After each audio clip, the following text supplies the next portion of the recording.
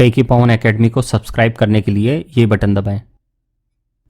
Welcome students, मेरे channel टेकी पवन academy में फिर से स्वागत है। आज का हमारा टॉपिक है कि उपभोग वक्र से बचत वक्र कैसे बनाया जाए। उपभोग वक्र से बचत वक्र किस तरीके से बनाया जाता है और उसके कौन कौन से चरण होते हैं, स्टेप्स कौन कौन सी होती है, उन सबको हम देखेंगे इसमें।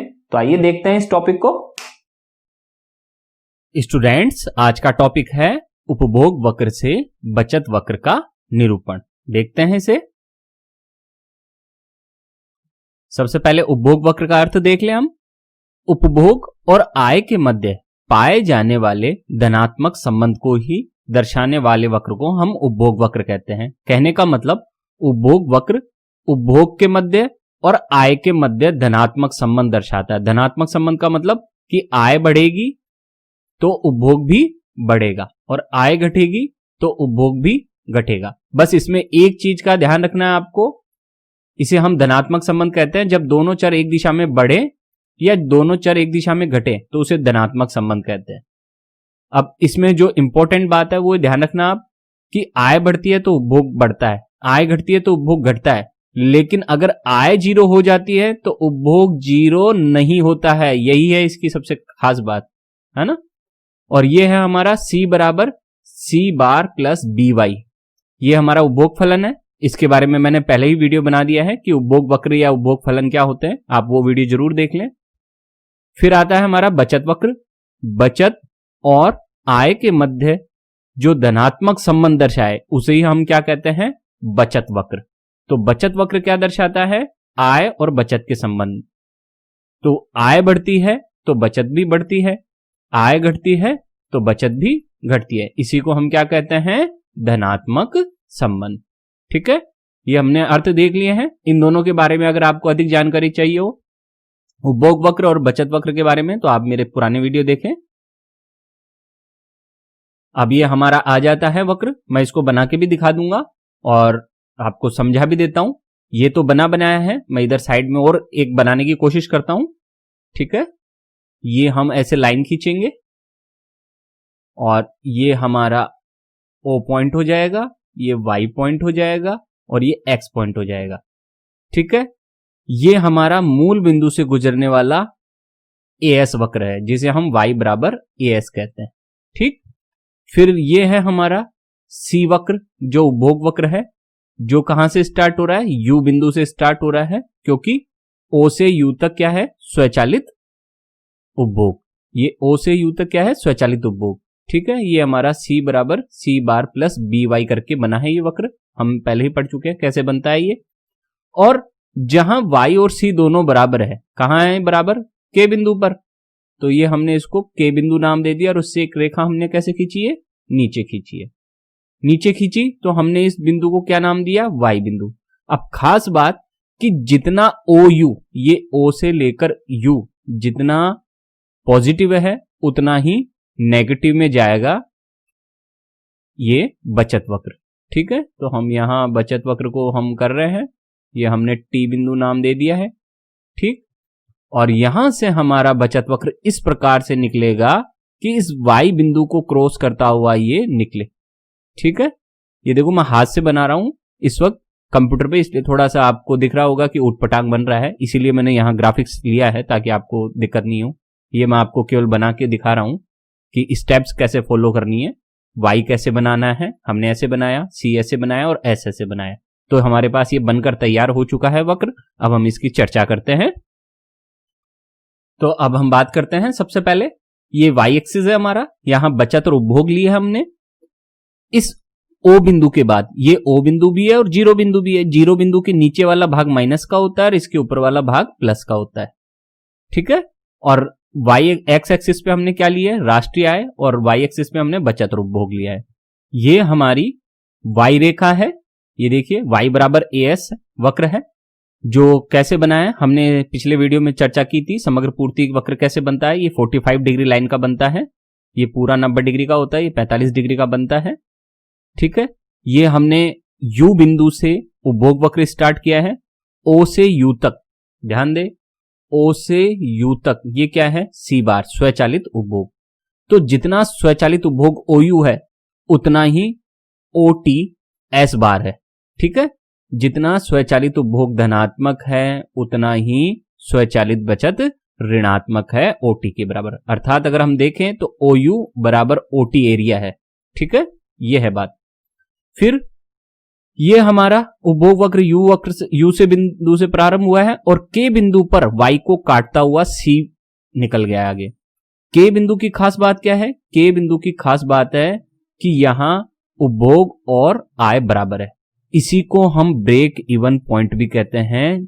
ब्रेक इवन पॉइंट सम स्तर बिंदु या सम विच्छेद बिंदु क्या होता है अर्थव्यवस्था का? जहां Y बराबर C हो, अर्थात आय और उपभोग दोनों बराबर हो और इसी स्तर पर बचत शून्य भी होती है। इसे हम ब्रेक इवन पॉइंट कहते हैं अर्थव्यवस्था का। तो इस K बिंदु से जब हम एक रेखा नीचे लेके जाएंगे तो हम कहां पहुंच गए? Y बिंदु पर। तो इस Y बिंदु की क्या खास बात होगी? यहां बचत शून्य होगी। क्यों होगी? क्योंकि यहां आय और उपभोग बराबर थे K बिंदु पर, तो उसी के अनुसार Y बिंदु पर बचत शून्य होगी। तो जितना OU है उतना ही हमने OT एरिया ले लिया है और T बिंदु से हमने बचत को प्रारंभ किया और एक सीधी रेखा खींची हमने स्केल से जो Y बिंदु को क्रॉस करते हुए ऊपर जा रही है। तो आप देख सकते हैं कि O से Y तक बचत क्या है? ऋणात्मक। आप देख सकते हैं रेड एरिया दिख रहा है आपको। तो O से Y तक बचत ऋणात्मक है। क्यों है यहां बचत ऋणात्मक? क्योंकि O से K एरिया तक, O से K एरिया तक उपभोग ज्यादा है आय से।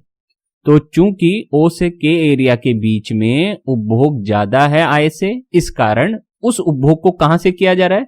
उपभोग जब आय से ज्यादा हो तो उस उपभोग को करने के लिए क्या किया जाता है? पुरानी बचत का प्रयोग किया जाता है। तो पुरानी बचत को खर्च कर दिया गया है। इस कारण से इस O से लेकर Y एरिया, अगर मैं कहूं तो इसको हम पूरा एरिया बताएं तो OYT ये जो एरिया है इसमें बचत क्या है? ऋणात्मक है। ठीक है, इसमें क्या है? बचत ऋणात्मक। और इसे ही हम अबचत भी कहते हैं। जब उपभोग आय से अधिक हो और बचत ऋणात्मक हो जाए तो उसे हम अबचत डिससेविंग कहते हैं। आप देख सकते हैं इस वाले एरिया में यानी कि OYT जो एरिया है वो किसके बराबर है? OYT एरिया बराबर है OU के एरिया के, OU के एरिया। और इस OU के एरिया में क्या है? C ग्रेटर देन Y है, अर्थात उपभोग आय से अधिक है इस OU के एरिया में। और जितना OU के एरिया है उतना ही ये OYT एरिया होगा। ठीक है, तो इस प्रकार से हमारा ये वक्र बनता है। अब हम इसके स्टेप्स देख लेते हैं कि हम इसको कैसे कैसे करेंगे आगे।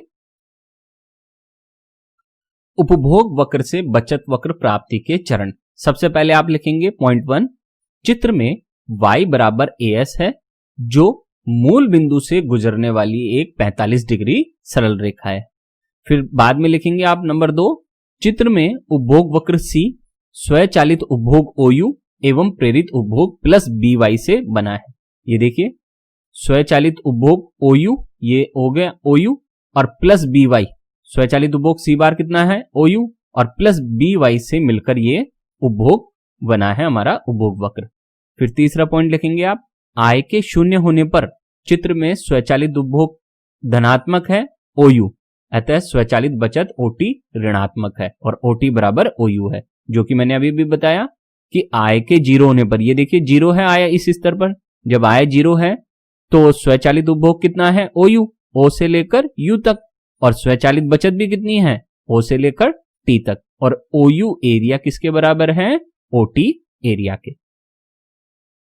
फिर आप लिखेंगे चौथा पॉइंट, चित्र में OU के क्षेत्र में उपभोग आय से अधिक है, इसलिए OTY क्षेत्र में बचत ऋणात्मक है, जो कि मैंने अभी भी बताया आपको कि OYT एरिया है उसमें बचत ऋणात्मक है। क्यों है?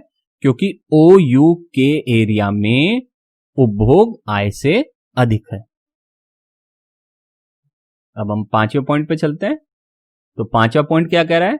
राष्ट्रीय आय के Y स्तर पर अर्थात बिंदु K पर उपभोग और आय दोनों बराबर है, इसलिए यहां बचत क्या हो जाती है? S बराबर 0, और इसे ही अर्थव्यवस्था का सम विच्छेद बिंदु या सम स्तर बिंदु या ब्रेक इवन पॉइंट कहा जाता है, जो कि मैंने अभी अभी बताया। आप देख सकते हैं इस चित्र में हमने ये रहा हमारा सम विच्छेद बिंदु, ये K बिंदु ही क्या है? सम विच्छेद बिंदु है जहां आय और उपभोग दोनों बराबर है, और इस आय के स्तर पर y बिंदु पर बचत क्या है? शून्य।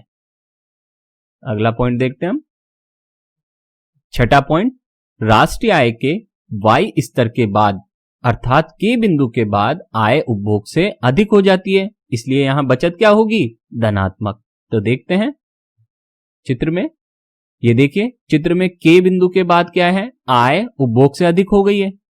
आय वक्र ऊपर है और उपभोग वक्र नीचे है, तो इसका मतलब k बिंदु के बाद आय ज्यादा है, उपभोग कम है, तो इसका मतलब बचत होगी। तो आप देख सकते हैं कि y बिंदु के बाद बचत धनात्मक है। y बिंदु से पहले बचत ऋणात्मक थी, y बिंदु पर बचत 0 हो गई और y बिंदु के बाद बचत धनात्मक हो जाती है। फिर है सातवां बिंदु, चूंकि उपभोग वक्र का ढाल एमपीसी है, ध्यान दीजिए हमेशा उपभोग वक्र का ढाल क्या होता है? एमपीसी, सीमांत उपभोग प्रवृत्ति, इसलिए बचत वक्र का ढाल क्या होगा? एमपीएस बराबर 1 माइनस एमपीसी होगा। उम्मीद है आपको ये समझ में आया होगा उपभोग वक्र से बचत वक्र प्राप्ति के चरण। बस हमको करना क्या है? सबसे पहले उपभोग वक्र के बारे में बताना है, फिर बचत वक्र के बारे में बताना है। इसमें इसी चीज का ध्यान रखना है और ये हमारा काम कंप्लीट हो जाता है। अगर आपको कंटेंट अच्छा लगा हो, टॉपिक अच्छा लगा हो, मटेरियल अच्छा लगा हो, तो चैनल को जरूर सब्सक्राइब करें। बहुत बहुत धन्यवाद।